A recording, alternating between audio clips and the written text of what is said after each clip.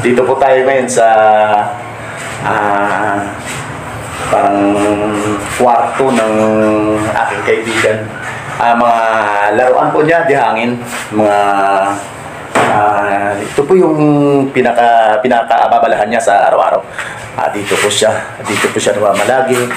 Siya po yung aming presidente sa NARA. Yun po si Lumbibot ang tawag namin sa kanya. Napaka-humble po na tao. Maya-maya i-interviewin natin siya kahit sandali lang. Yan po yung mga unit niya. Pinagkakaabala niya mga laruan di hangin po yan. Wala naman pong delikado yan kasi mga laruan lang po ito, mga toy gun. Yan po. Yan.